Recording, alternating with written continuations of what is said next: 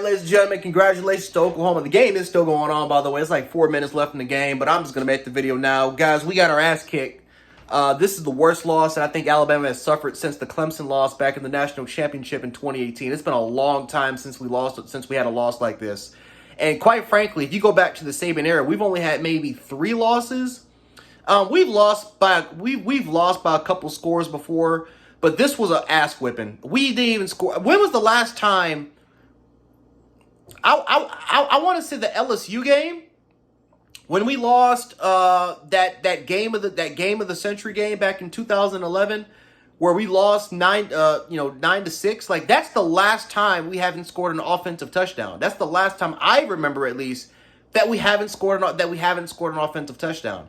This is one of the most embarrassing losses in school history. Listen, Bama has had a lot of bad losses, but when you take into consideration what would happen if you would simply just win your next 2 games against mediocre teams, you're in the playoff regardless. Matter of fact, you're in the SEC championship, and then you're in the playoff even if you lose.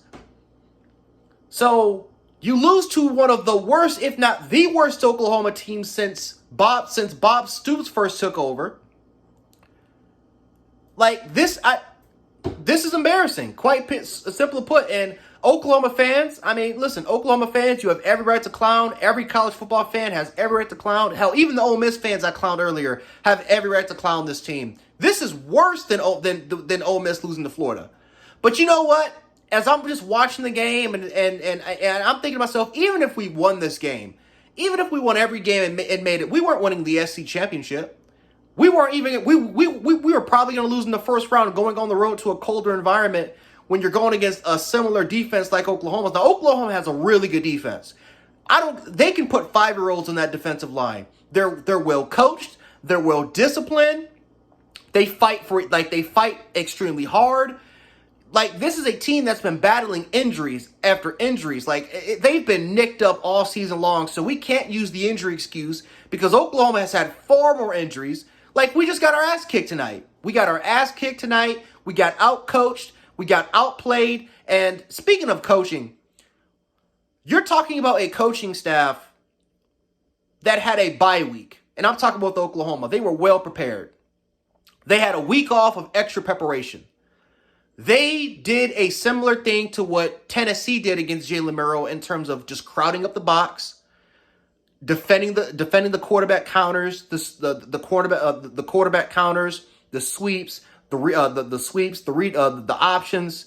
They took that element away and said, Milroe, beat me with your arm. And even then, they were sending a crap ton of pressure. And even when they were just sending base, our tackles got their ass whipped the entire time. Now listen, this loss is not solely on Jalen Milroe, despite him throwing interceptions. It's not solely on him. But Milroe is not the solution. But he wasn't going to be the solution for them winning this game. He's not honestly, for the entirety of the season, and we got to be honest with ourselves here, Jalen Milroe is not the solution for us winning a national championship. He just isn't. He is not a consistent and efficient enough passer to get us to that mark. He is not an elite quarterback. Jalen Milroe is a good college quarterback. He's a phenomenal playmaker, but very similar to Jalen Hurts. Jalen Hurts was not going to be the guy that was going to give us over the hump. And people can bring up 2016 where he scored that go-ahead touchdown before Clemson drove him down the field. But what people don't want to talk about was the 131 passing yards he threw in that game. People don't want to talk about the amount of bad crap into a point where Clemson were playing cover 0 for the majority of that second half because they weren't even confident that Milroe could even complete a throw. They won't talk about that, but they'll talk about that go-ahead touchdown run. But very similar to Jalen Hurts, who was a really good college quarterback, there's a reason why Nick Saban went with Tua in that second half. And there's a reason why we never looked back ever since. Jalen Milroe is not the quarterback, and I'm going to be completely honest with you. Ty Simpson's not that guy either. I just don't. Ty Simpson's not that guy. We just have to hope and pray that Keelan Russell sticks with Alabama, because I do believe Keelan Russell can be that guy. I think he's special. He reminds, again, that same gut feeling I had with Tua coming out of St. Louis. is exactly the same feeling I have with Keelan Russell. This kid is special. And I feel like Keelan Russell is the type of quarterback that can run this DeBoer offense to its heights. That's just my personal opinion. You can crown me for it. Again, I'm not hating on Jalen Murrow. I love Jalen Murrow. He's a high character guy. He's a phenomenal person. He's a really good quarterback, great playmaker. And this loss wasn't solely on Jalen Murrow. It just wasn't. The offensive line couldn't protect him. The offensive line barely had any sort of protection. Nick Sheridan did not put our Jalen Murrow in great situations. But he is not the solution to Alabama getting to where they want to get to, and that's ultimately a national championship. He's just not. And if you want to call me a hater for it, then go ahead and call me a hater for it. But I'm just speaking the truth. I'm just speaking the truth. If you want to look at, I'm just speaking the truth. Simple put. But this coaching staff for Alabama was just incompetent, just extremely incompetent in terms of their preparation. You can tell immediately that they underestimated Oklahoma. They underestimated them. They tried to do something. They tried to go what worked against LSU, and they tried to do it against Oklahoma. Like Oklahoma wasn't going to make any adjustments. Like Oklahoma wasn't one of the better defenses that you were going to play this year. You barely made any sort of adjustments at all. And the crappy part is you made Murrow into a one-man army instead of trying to rely more on your run game, hence your running backs that you have. You have a talented running room full of 4- and 5-star players, and you barely use them. You want to do the counter read. You want to do the counter leads. You want to do the sweeps. You want to do the sweeps. And the RPOs and the read options. You want to do all that shit with relying heavily on Jalen Murrow, but you don't want to utilize your running game. You barely utilize any of your receivers, Kobe Prentice, Kendrick Law. You instead make Ryan Williams the one-man army show. You try to do a lot of this pre-snap shit with Jalen Murrow to a point where he was going with his designated read, where he couldn't even really come off of his first read option. You couldn't have any of the tight ends help chip the edge rushers who were bullying both of your tackles. I didn't see that shit once of any of our tight ends whether we can go 12 or 13 and try to at least chip some of these edge rushers to help them because they were getting their ass kicked. So you didn't try to slide the protection. You didn't try to use any of your tight ends to chip. Instead, no, you left these edge rushers on a fucking island with these tackles, and they murdered them every single damn play. The route trees were terrible. The run plays with your quarterback in the first half, you're getting your ass kicked in the first half by it. What do you continuously do? Let's just stick with it. Knowing how it's setting you up in 3rd and 11, 3rd and 12 situations, what do you continuously do? Let's just stick within the first half. And then you try to do it again in the second half when the previous drive, you're driving on the field because, again, you're running the football with your running backs. You're establishing more of a ground game, and you're running north to south. What do? Let's just get Jalen Murrow, and let's try to run him east to west again. Like, you can't make this shit up, ladies and gentlemen. But again, this is Alabama coaching. This is Alabama coaching from the South Florida game where we couldn't score a fucking touchdown on them until the fourth quarter. Where the Georgia game in the second half, where again this incompetent coaching and the refusal to make adjustments and a shitty ass mismanagement of the clock against Georgia in the second half, we saw how that was able to work. How that was able to work out. Then you go towards the Vanderbilt game, where Vanderbilt is just running this vanilla fucking off this vanilla sort of fucking offense, almost kind of like in a wishbone look, and you couldn't fucking stop it. Then you have the Tennessee game, where again incompetency once again with your offensive coordinator Nick Sheridan, and now here we are against Oklahoma, where everything just came apart. Oklahoma didn't do anything fancy. All they simply did was get their quarterback out in space. They ran a lot of east-west shit, a lot of read options. And it's crazy as hell because Oklahoma ran a very similar game plan to us. And yet, somehow, in some way, they were able to rush for, 200 yards on us? And I don't even think we got 100. So, I get it. Deontay Lawson was out. They were running the shit out of us with Deontay Lawson in the game anyway. So, we didn't make that much of a damn difference. And the funny part is, despite Oklahoma running the ball over us, I still don't blame this defense. Because the defense, yes, they gave up because the defense, for the most part, they gave up 17 points. Again, maybe Oklahoma could score a touchdown. I'm not too sure. I'm recording this with 4 minutes left, so maybe they did score. I don't fucking know. But this is on coaching. This is solely on coaching.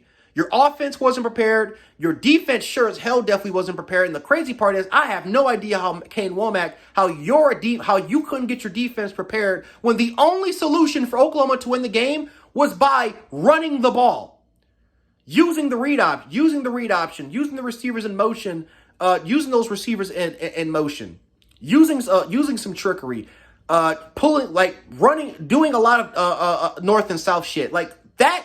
I don't know how in the hell you weren't prepared for it when you literally, I don't know. I don't know.